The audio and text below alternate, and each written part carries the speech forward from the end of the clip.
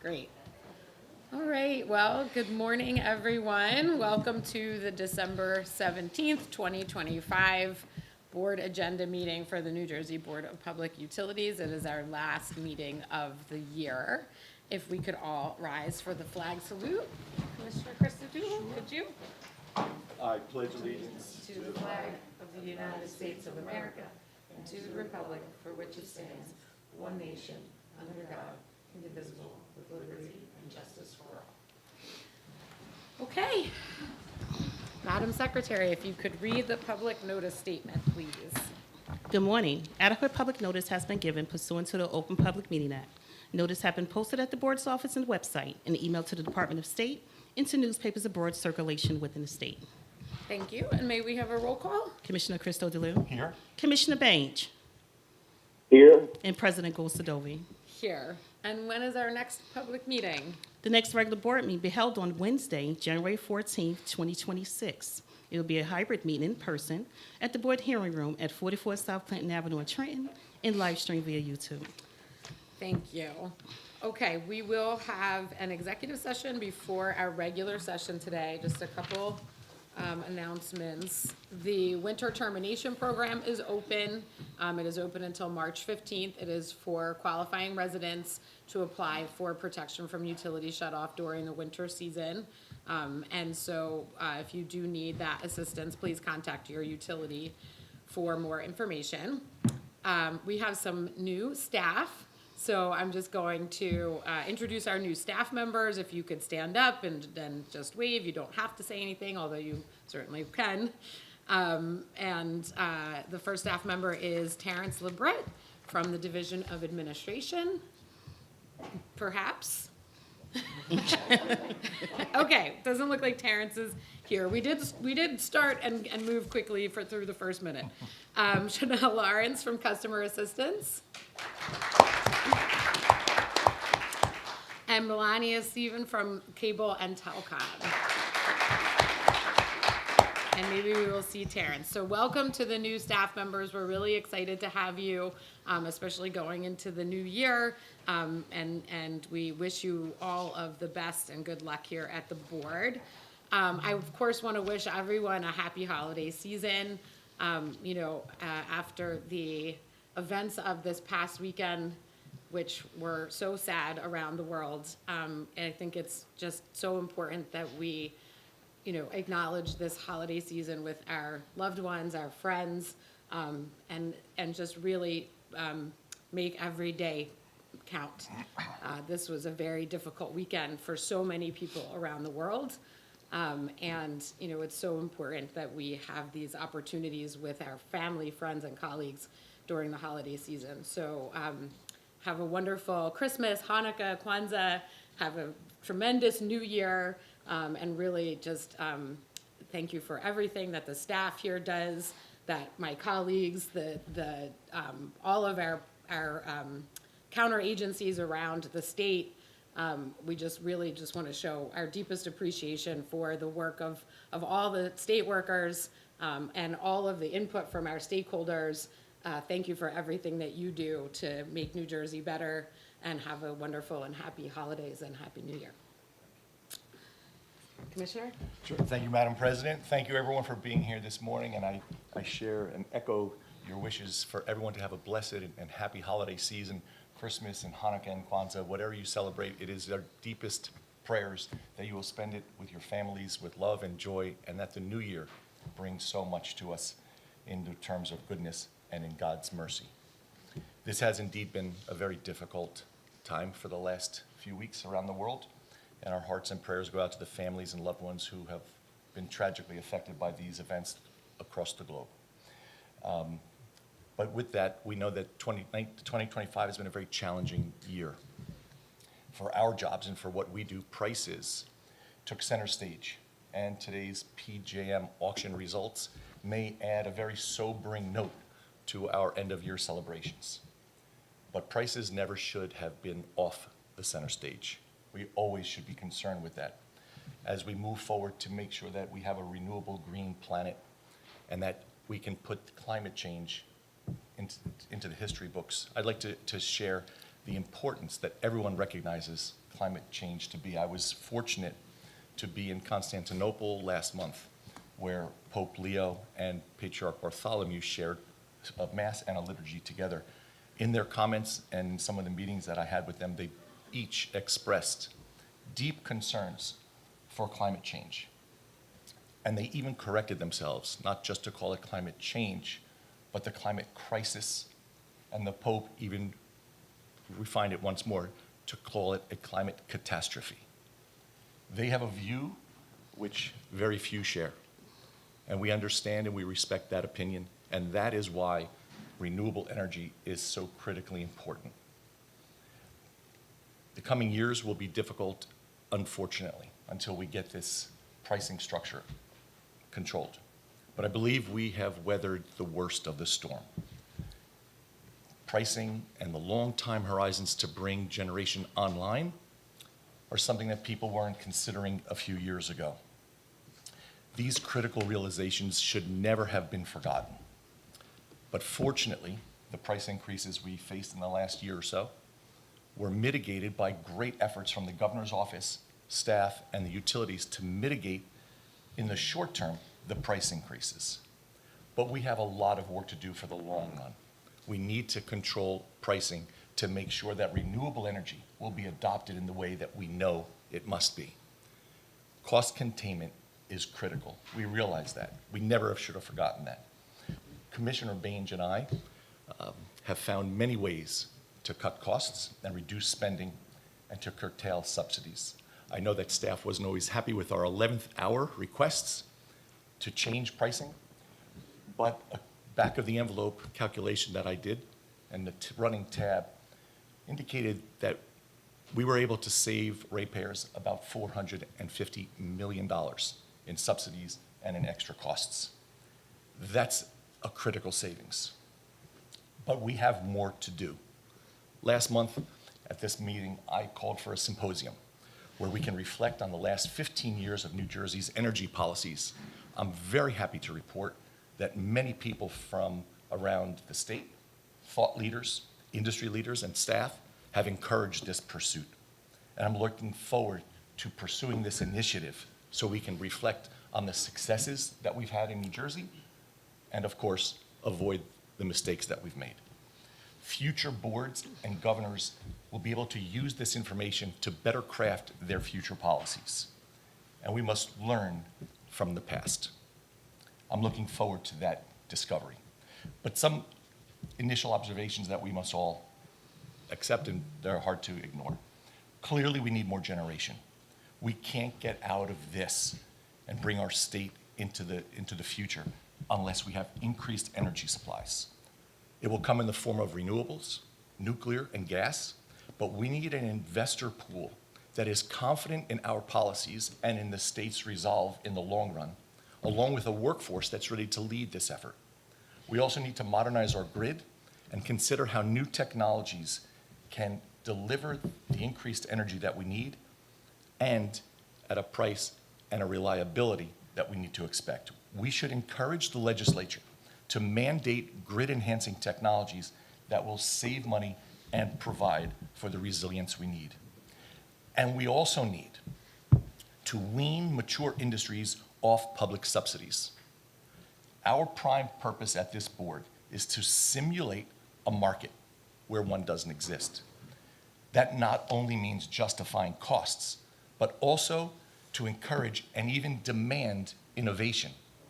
The kind of innovation that would create economies of scale, cost-cutting measures, and to level a playing field that only true market forces can deliver. Many believe in the solar industry.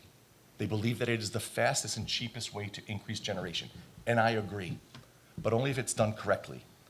We need real competition, innovation, and a market structure that rewards a growing market, not simply enhanced profits. We must prevent the high degree of market concentration that we have today. That's our job. In the absence of real open market competition, we will never unlock the greatest benefits of solar energy. To oversee this market correctly, we need to review cost structures and audit developers' project cost data. That includes direct costs, indirect costs, and historical trends. That's the only way that we can make sure our support and ratepayer dollars are well spent. And this methodology should not just be applied to solar, but to all nascent industries, including battery storage. We need to understand their costs before we can subsidize their losses. We have a lot to do in the next year.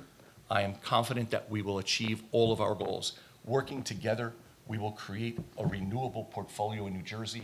We will safeguard ratepayers' prices, and we will make sure that we do lead ourselves, the state and the country, to a green, renewable economy. Thank you all so very much, and may God bless you all for this holiday season. Thank you. Thank you. Okay, we will now go into executive session. We will be discussing items 8A, C, and D, expected to take about 10 to 15 minutes. And if I could ask the Attorney General's office to explain the justification. Good morning, President Commissioners. I am Deputy Attorney General Jordan Mitchell. Clean energy items 8A, 8C, and 8D fall within the contract negotiation and attorney-client privilege exceptions to the Open Public Meetings Act. These exceptions are found at New Jersey Statute 10:4-12B7. Thank you, and happy holidays as well. Thank you so much, Jordan. Can I have a motion, please, to go into? So moved. Second. Thank you, Mike. All those in favor? Aye. All right, we'll see you all in about 10, 15 minutes.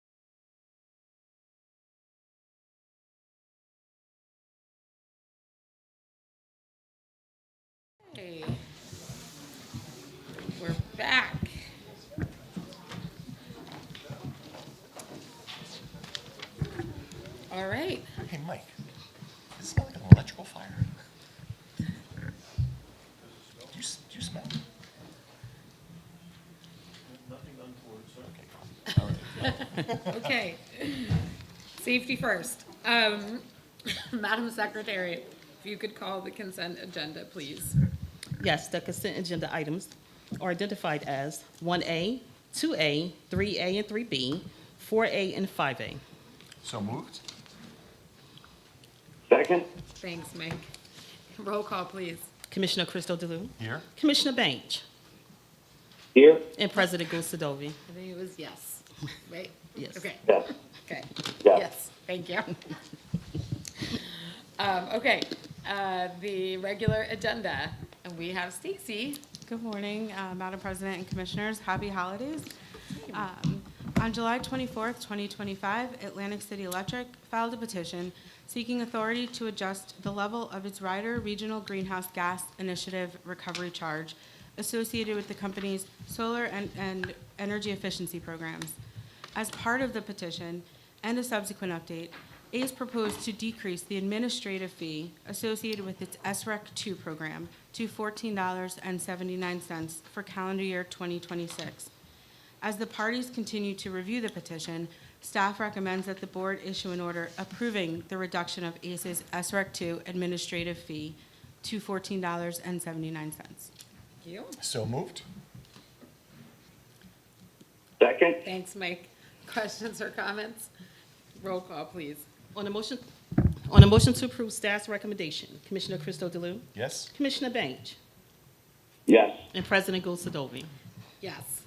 Stacy, you're with us for the long haul. Are you good? Do you need a I'm drink? okay. Okay. This All is the right. last one of the year. This is- I'm good. Yeah, you're good? Yeah, I'm Okay, good. 2B, let's go. Your voice may end up like Bange's I know. after it's all.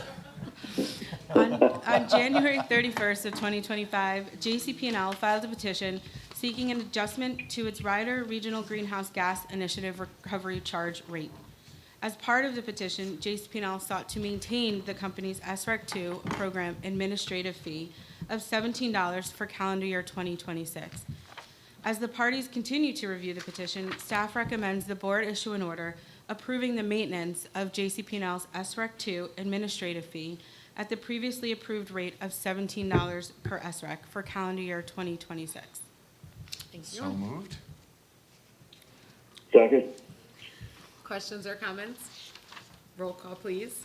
On the motion to approve staff's recommendation, Commissioner Christo DeLu, Yes? Commissioner Banch, yes, and President Gulcedovi. Yes.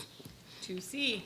On January 31st of 2025, Rockland Electric filed a petition seeking review and true-up of the company's regional greenhouse gas initiative surcharge component rates. As part of the petition, Rockland sought to maintain the SREC 2 administrative fee at the previously approved $30 per SREC. As the parties continue to review the petition, staff recommends the board issue an order approving the maintenance of Rockland's SREC 2 fee of $30 per SREC for calendar year 2026. Thank you. So moved? second, Questions or comments? Roll call, please. On the motion to approve staff's recommendation, Commissioner Christo DeLu, Yes? Commissioner Banch, yes, and President Gulcedovi. Yes. 2D.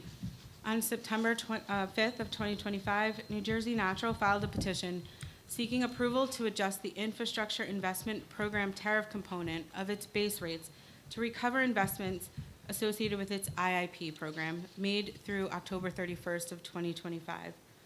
The company subsequently updated its requested revenue requirement to $3.33 million based on actual information. Following a review of the petition and the update, the parties executed a stipulation recommending that the board authorize New Jersey Natural to adjust its IIP tariff component to recover a revenue requirement of $3.33 million. As a result of the stipulation, a typical residential heating customer will experience an increase in their monthly bill of 52 cents. Staff recommends the board issue an order approving the stipulation and directing New Jersey Natural to file revised tariffs prior to January 1st. Thank you. So moved? second, Questions or comments? Roll call, please. On the motion to approve staff's recommendation, Commissioner Christo DeLu, Yes? Commissioner Banch, yes, and President Gulcedovi.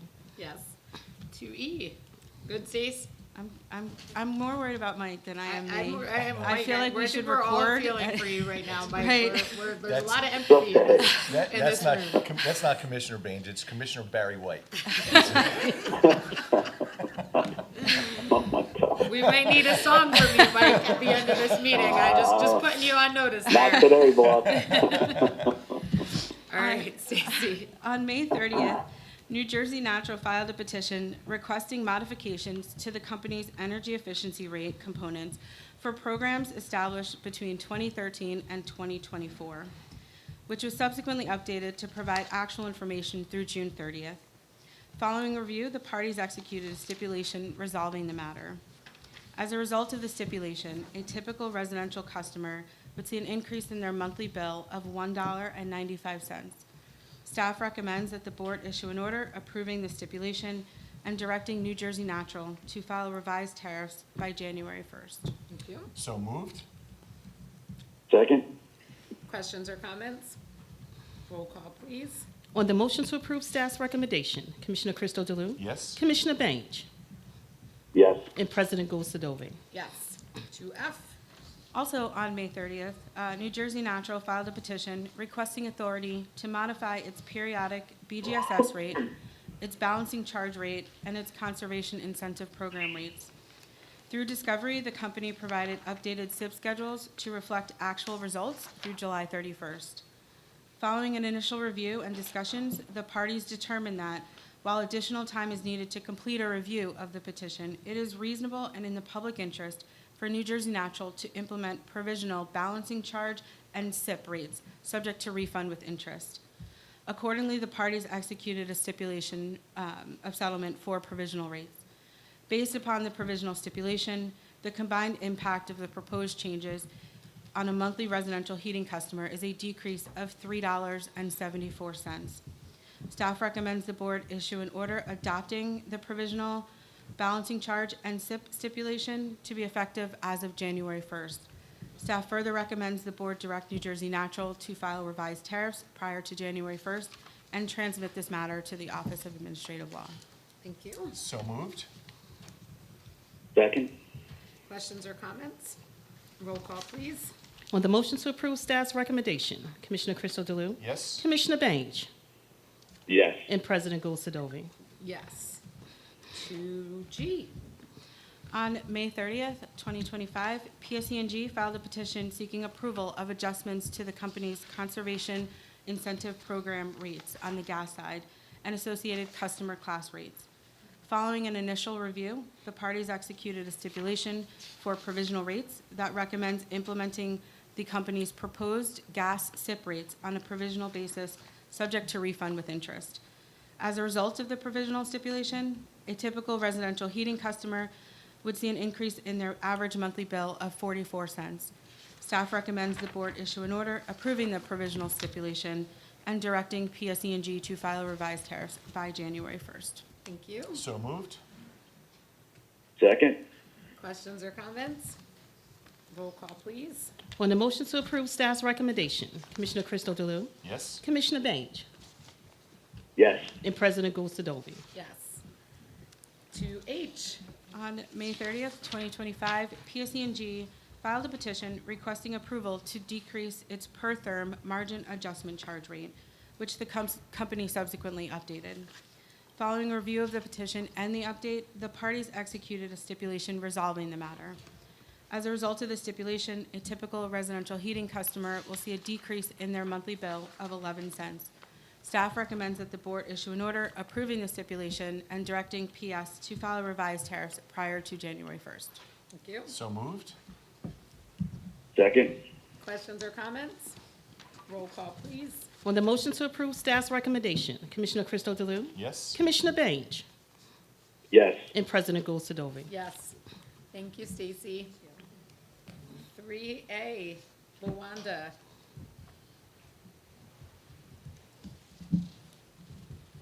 Good morning. Good morning, Madam President and Commissioners, and happy holidays to you all. Thank you. Same to you. This matter seeks approval of an amendment to the system-wide cable TV franchise held by CSC TKR LLC, a subsidiary of Optimum, adding the township of Winfield in Union County. By way of background, on February 11, 2010, the New Jersey Board of Public Utilities issued an order memorializing the conversion by CSC TKR of its municipal consent-based franchise in the borough of Allentown to a system-wide franchise for a term of 7 years to expire on January 10, 2017. CSC TKR added an additional 35 municipalities to the franchise during that term. On February 22, 2017, the board issued a renewal franchise to CSC TKR for a term of 7 years, which expired on January 10, 2024. On January 31, 2025, CSC TKR filed an application for renewal of its franchise with the board and for approval to construct a system to provide service to 7 additional municipalities for a total of 43 municipalities. By order dated March 19, 2025, the board approved CSC TKR's renewal application, including the extension of its franchise to the 7 additional municipalities. Thereafter, on October 7, 2025, CSC TKR filed an application to amend the current franchise to add Winfield Township. On November 10, 2025, 2 virtual public hearings were held to receive public comment on the application, at which comments were provided by the company and the New Jersey Division of Rate Counsel. Written comments were also accepted by the board until November 17, 2025. Written comments were received from Rate Counsel, which provided that upon review, it found that the parameters of the statutory criteria outlined to review the application in NJSA 48:5A-17 and 48:5A-28 appeared to have been substantially met, and it did not object to approval of the application. No other comments were received. CSC TKR certified that it would comply with the statutory commitments as delineated in subsections NJSA 48:5A-28H through N, and asserted that it had been granted right-of-way access in Winfield by the municipal body. Having reviewed the petition and the documents provided in this matter, board staff therefore recommends that the board approve this amendment to CSC TKR system-wide franchise to add Winfield Township, subject to the conditions outlined in the order. Thank you, Luanda. So moved? Second. Questions or comments? Roll call, please. On the motion to approve staff's recommendation, Commissioner Crystal Delue, Yes? Commissioner Bench, Yes. and President Gulcedovi. Yes, thank you. Thank you. And she's back. Stacy? Is it an agenda if I don't circle the block at least once? Just brings back a coffee. I was gonna run to Mike's house and drop off cough drops, but I didn't think I'd have time. On August 15th, 2025, Aqua New Jersey filed a petition seeking to modify its purchased wastewater treatment adjustment clause rates for calendar year 2026 and to true up its 2024 P-stock rates, which the company subsequently updated. Following a review of the petition, the update, and conducting discovery and discussions, the parties executed a stipulation resolving the petition. As a result of this stipulation, the typical residential customer will experience a monthly increase of $2.04. Staff recommends the board adopt the stipulation and direct the company to file revised tariffs prior to January 1st. So moved? Second. Questions or comments? Roll call, please. On the motion to approve staff's recommendation, Commissioner Crystal Delue, Yes? Commissioner Bench, Yes. and President Gulcedovi. Yes. 5B. On October 2nd, 2025, the Atlantic City Sewage Company filed a petition seeking approval of an increase in the level of its purchased sewage treatment adjustment clause rates. Following review of the petition, conducting discovery and discussions among the parties executed a stipulation resolving the matter. Although Atlantic City sewage customers are billed on a quarterly basis, based on the stipulation, the average residential customer bill will increase by the equivalent of approximately $3.72 per month. Staff recommends the board issue an order approving the stipulation and directing the company to file revised tariffs prior to January 1st. Thank you. So moved? Second. Questions or comments? Roll call, please. On the motion to approve staff's recommendation, Commissioner Crystal Delue? Yes? Commissioner Bange? Yes. And President Gulcedovi? Yes. 5C. By order dated October 12th of 2022, the board approved a stipulation executed by several parties resolving New Jersey American Water Company's lead service line replacement plan. On March 10th, 2025, the company filed a letter update to the petition as well as associated schedules. Following a public hearing on the update, several parties held numerous conferences to discuss issues raised during the public hearings. Subsequently, several parties executed a stipulation amending the 2022 stipulation. There is no immediate impact on customer rates as a result of the board's consideration of this stipulation. Staff recommends that the board issue an order approving the 2025 stipulation. Cool. So moved? Second. Questions or comments? Roll call, please. On the motion to approve staff's recommendation, Commissioner Crystal Delue? Yes? Commissioner Bange? Yes. And President Gulcedovi? Yes. Thank you. Happy New Stacy. Year. 8A, Alexis.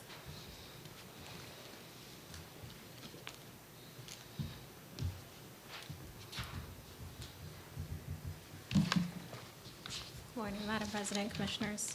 Morning. On May 23rd, 2018, the Clean Energy Act, or CEA, was signed into law mandating a benchmarking requirement for commercial buildings. Specifically, the CEA mandated that no later than 5 years after the date of its enactment, the board will require the owner or operator of each commercial building over 25,000 square feet in the state to benchmark the energy and water use for a prior calendar year using the United States Environmental Protection Agency's Portfolio Manager tool. On August 16, 2023, the board approved a contract with Clearly Energy as CRM vendor for the benchmarking program for a term of 3 years. The contract also contained an option to extend the contract. As discussed in executive session, staff recommends that the board approve a contract scope of work change and budget modification with respect to the CRM contract, subject to Treasury approval. So moved? Second. Questions or comments? Roll call, please. On the motion to approve staff's recommendation, Commissioner Crystal Delue? Yes? Commissioner Bange? Yes. And President Gulcedovi? Yes, thank you. 8B, Dr. Sawyer Morgan. There's Sawyer.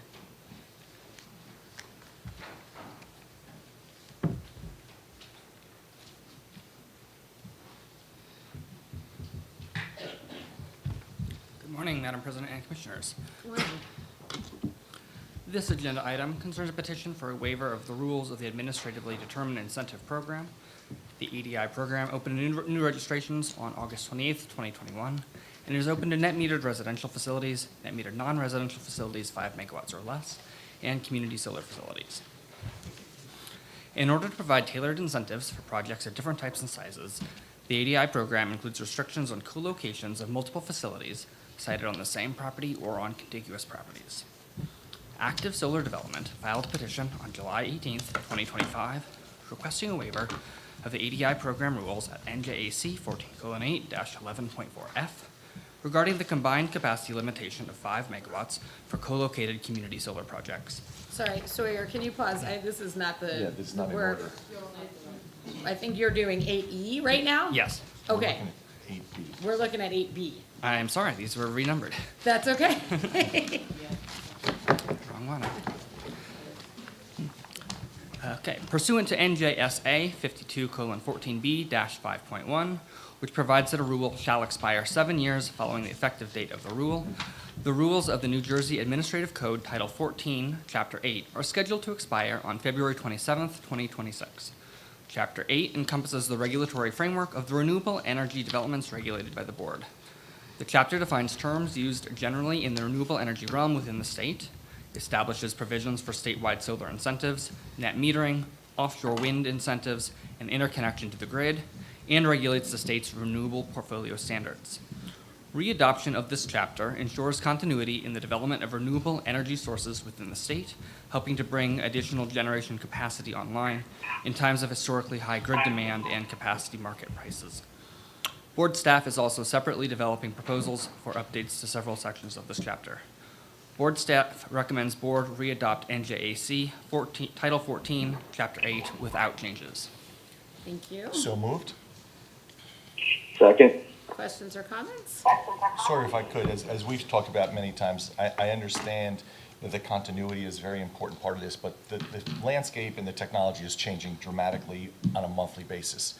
So as we've discussed, I have a concern that if we just adopt these things for another 7 years, it doesn't require us to look at individual programs and combine them and make them more of a holistic thing. So this is an enormous leap of faith of mine that I have in staff and in future members of the board, that they will not wait for 7 years to think about this, but will look at reviewing annually if possible, as often as necessary, really to make sure that the amendments we make aren't just piecemeal, which is what this can tend to lead to, piecemeal amendments, which I don't think creates the holistic plan that our energy future requires. So, I mean, if it were just me doing it, I would extend this for a year and force other boards to look at this. We've spoken about it with staff and legal, and I'm hopeful that they won't just kick the can down the road and say, we don't have to look at it, so let's not, because there'll be another urgent matter that distracts us. But that you will look at this on a regular basis to make sure that each of those plans are coordinated with each other. And that's really what we need going forward. So it's faith in you and in your youth, because I know you'll be here for a while. So I want you to remember this, and please make sure that we look at this as diligently as possible to make sure that the whole plan is coordinated and not just piecemeal changes and amendments as we go along. Yes, thank you, Mr. Mayor. We're looking forward to future stakeholder proceedings. Great, thanks. Thanks, Sawyer. Roll call, please. On a motion to approve staff's recommendation, Commissioner Crystal Delue, Yes. Commissioner Banch, yes. and President Gulcedovi. Yes. Thanks, Sawyer. 8C, Kathleen, we'll get you back, don't worry.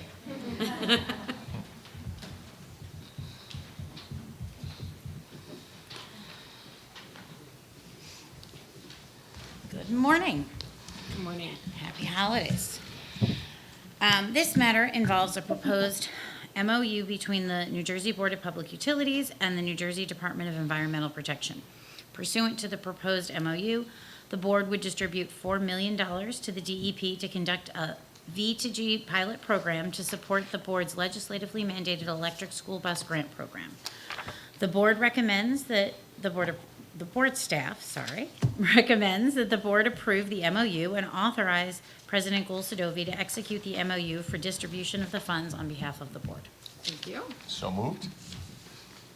Second, Questions or comments? Roll call, please.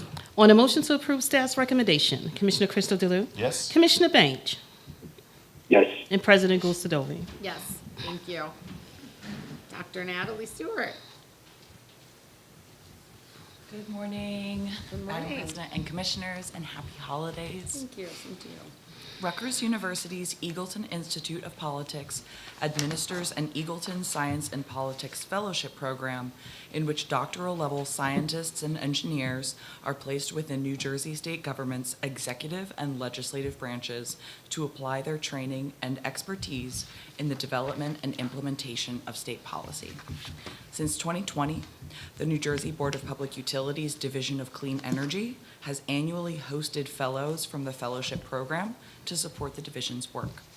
Given the success of the program over the last 5 years and the division's ongoing need for technical expertise, staff has worked with the Eagleton Institute staff to develop a climate action track within the fellowship program and has prepared a memorandum of understanding for the board's consideration. As discussed in executive session, staff recommends that the board approve the MOU and authorize President Gulcedovi to execute the MOU on behalf of the board. Thank you. So moved? Second, Thank you very much, Natalie. This has been really a tremendous program, and we've had, like yourself, some really wonderful, talented fellows come through the program. And I was fortunate enough to be here to hire our first fellow, Kira Lawrence, who sadly has left us to go to Massachusetts to do great things. But I'm really excited about the work of this program, and thank you for all you've done to advance this. Thank you so much. Roll call, please.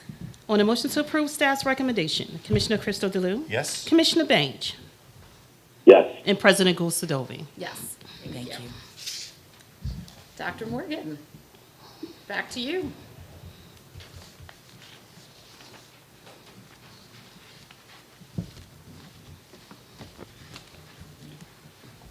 Okay, from the top.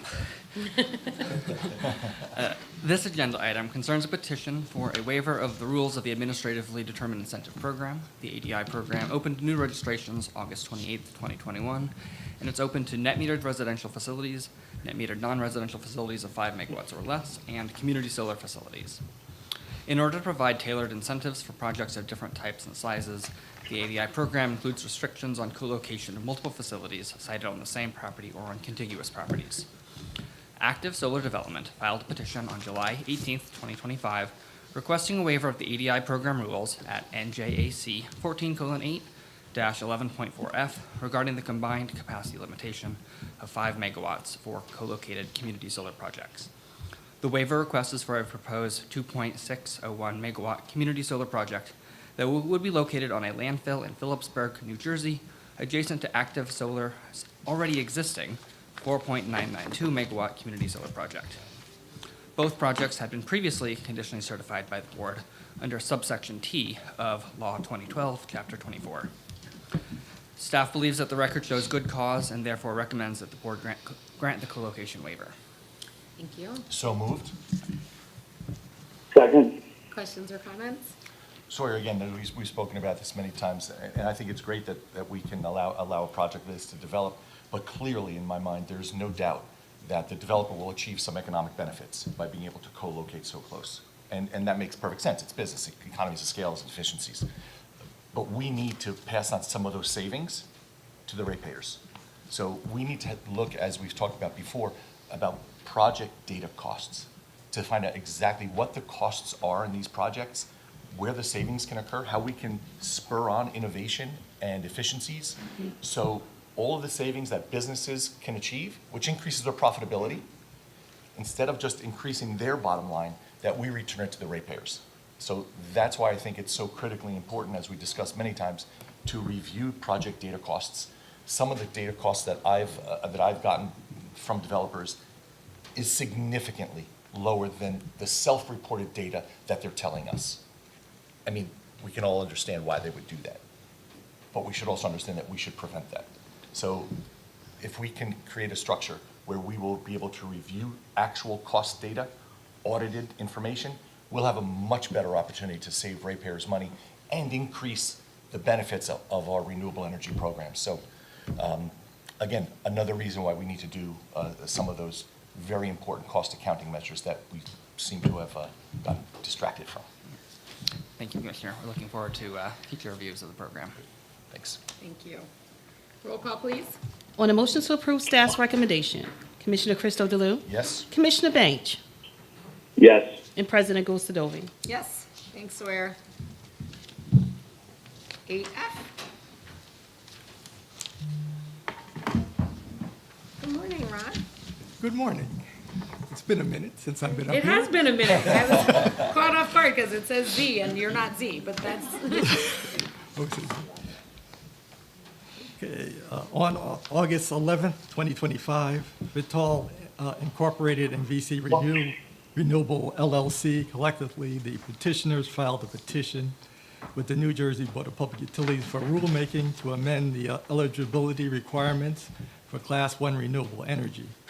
The amendment sought would allow out-of-state solar generated within PJM interconnection region or deliver it into PJM region to serve as a basis for a New Jersey Class 1 renewable energy certificate market to be used by third-party suppliers and basic generation service providers to satisfy their New Jersey renewable portfolio standard obligations. Petitioner stated that the proposed rule amendment would amend the definition of eligible Class 1 renewable energy to remove the requirement that only solar energy from a facility previously certified as eligible to generate energy for the creation of solar renewable energy certificates may serve as a basis for a Class 1 REC. On October 6th, notice of the receipt of the petition for rulemaking was published in the New Jersey Register at 57 NJR 2317.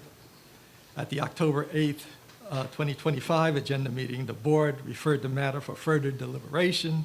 As required by the rules, the board must render a decision within 90 days of that referral unless it obtains written consent from the petitioner for a further extension, NJAC 1:30-4.2A3. On December 15th, the petitioner filed its written consent with the board secretary for a further extension of 100 days for the board's deliberation. The 90-day days would have expired on January 8th, 2026 without the petitioner's written consent. Since the petitioner has now filed its written consent, the board has until April 18th, 2026 to render a decision. Board staff recommends that the board refer the matter for further deliberation and, as required by the rules, render a decision within 100 days of the current January 8th, 2026 deadline. Thank you. So moved. Second. Questions or comments? Well, Ron, it seems like we have a little bit more time to work on this issue, which I think is critical. It's something that whose time has come. I think closing off competition to just state borders doesn't make any sense. Imagine how much a pineapple would cost if we had to grow it in New Jersey, right? I think trade is a good thing. It applies to all sorts of things, including Class 1 recs. It seems obvious that there are many more benefits than costs to this. I think it saved the ratepayers. Some of the estimates were significant to the hundreds of millions of dollars of savings. I think it's something which we need to focus on expeditiously and quickly to get this done and find a way forward to save ratepayers in New Jersey some of these exorbitant prices. I think it's long overdue, and I encourage your efforts to remediate this and resolve this with staff's help as quickly as possible. We understand, and we will work towards that. Thank you. And to your earlier point, Commissioner Christodoulou, looking at this holistically as we look at all of our programs, this extra time gives us the opportunity to look at it not in a silo, which is really important, especially as we consider the total cost of the programs. So thank you for that. Roll call, please. On the motion to approve staff's recommendation, Commissioner Christodoulou? Yes? Commissioner Bange? Yes. And President Gulcedovi? Yes. Thanks, Ron. Thank We're almost there, Mike. Okay. AG. Aviv.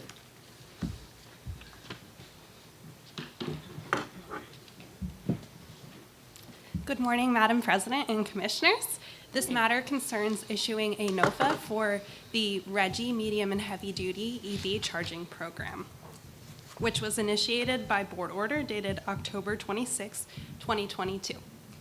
By the order, the Board allocated $16,150,648 in RGGI auction proceeds to fund the Medium Heavy Duty Charging Program for networked, dual-port, direct current fast chargers of at least 150 kilowatts. Staff identified approximately $10,275,648 in unexpended and unused program funds.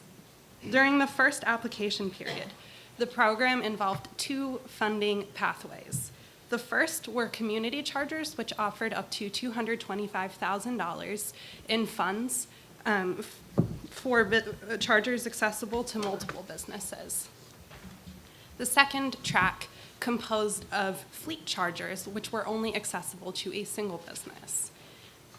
Eligible entities received a New Jersey Economic Development Authority NJZIP voucher.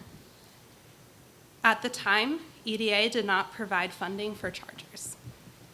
NJEDA is planning to open a third round of ZIP, which will incorporate funding for charging, rendering BPU's fleet charging pathway duplicative. Staff recommends that the board approve the proposed NOFA, thereby announcing the opening of the program application for community charging only, utilizing unencumbered program funds. In total, $10,195,648 in available funding would be announced in the RGGI Medium Heavy Duty Charging Deployment Projects through a competitive process. New funding is not required because all proposed funding was already allocated in the October 2022 order. Thank you. Thank you. So moved. Second. Thanks, Mike. Questions or comments? Thank you. Roll call, please. On the motion to approve staff's recommendation, Commissioner Crystal Delue? Yes. Commissioner Bange? Yes. And President Gosadovi? Yes, thank you. 8H, Michael.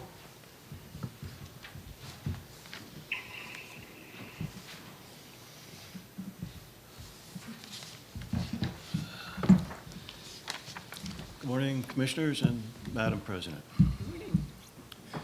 On May 23rd, 2018, Governor Murphy signed the Clean Energy Act requiring the deployment of 2,000 megawatts of energy storage by 2030 to strengthen grid resilience, cut emissions, and advance New Jersey's clean energy goals. On January 15th, 2025, the board approved releasing an RFQ for a contractor to develop phases 2 and 3 of the Garden State Energy Storage Program and administer phase 1 for 2 years with a possible 1-year extension. The RFQ was issued to 11 vendors on February 14th, 2025.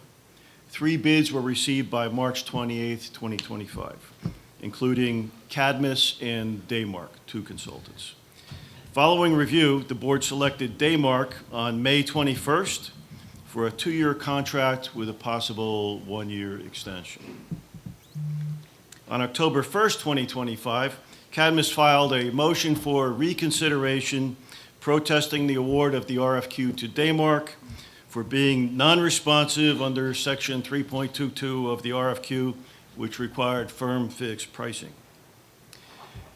On October 7th, 2025, Daymark filed opposition to the motion stating its proposed allowed budget reallocations only within a total fixed price.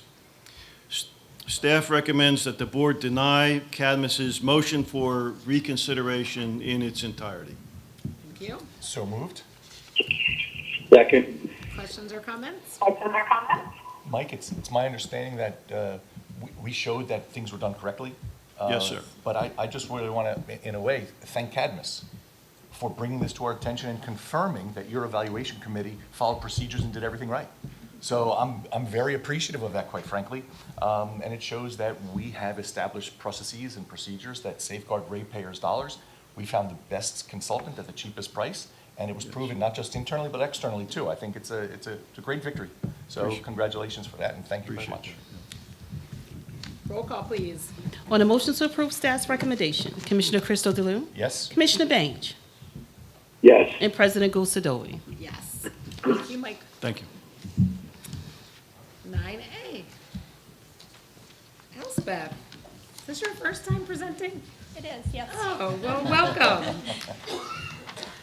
Thank you. Good morning, Madam President, Commissioners. This matter concerns a notice of proposal for readoption of the board's rules at Chapter 4 with both substantive and technical amendments. Chapter 4 expires on February 27th, 2026. This notice of proposal, once filed with OAL, would continue the rules in effect through August 26, 2026, so that the proposed amendments can be adopted following public comment.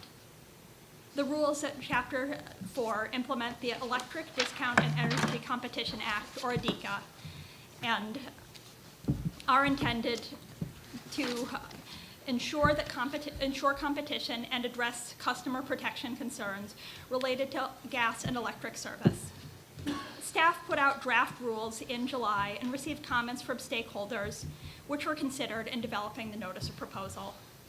In the notice of proposal, the staff is proposing the following substantive amendments. A new preferred supplier freeze rule, which will allow customers to contact their electric or gas public utility to freeze their current supplier, which could be either their public utility or a third-party supplier. Second, new language to codify a currently informal process related to the return of third-party supplier surety bonds when the supplier withdraws their license. Third, increased licensing fees for third-party suppliers, as these fees have remain unchanged since the rules were initially adopted. Fourth, new language to permit staff to review third-party supplier marketing and advertising materials upon request, and to allow staff to direct a third-party supplier to cease marketing or advertising activities in the state for up to 60 days if staff finds that the supplier is violating marketing or advertising requirements. Fifth, new language to require third-party suppliers that offer variable rate contracts to include language in their contracts and contract summaries to explain the difference to customers between a variable rate and a fixed rate contract.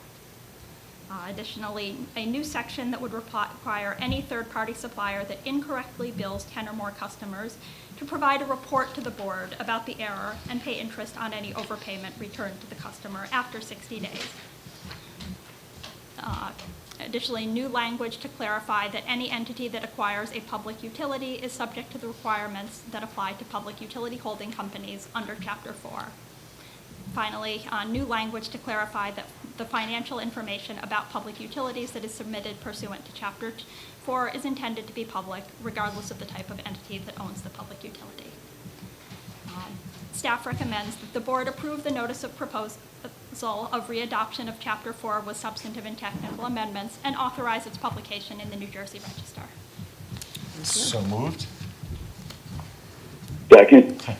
Questions or comments? Thank you, Elspeth. I think this is a great way to protect consumers from misleading or, in worst case, unscrupulous business practices. I think it's great. So, congratulations. Ditto, thank you very much. Roll call, please. On the motion to approve staff's recommendation, Commissioner Crystal DeLue? Yes. Commissioner Bange? Yes. And President Gosadovi? Yes, thank you, Elsbeth, who is our final presenter for today. For the year. That's right, for the day and the year. Again, just I want to thank my colleagues and the staff here for their commitment to New Jersey residents and ratepayers. I think we have done some tremendous work throughout 2025, and we will continue to do that work in 2026. So thank you, everyone. Have a wonderful holiday and a wonderful new year. I'd just like to wish Commissioner Bangel a speedy recovery, and I suspect that when he gets back, he will have reproduced in a sense, because we may have new commissioners by then. So we're very, very eager to get a full board working again, but most importantly to all of you, really, from the bottom of my heart, all the best to you. Very Merry Christmas, Happy Hanukkah, Happy Holidays, and a safe and blessed New Year. Thank you all very much. Thank you. Can I have a motion to adjourn? So moved? Last one, Second. Mike. All those in favor? Aye.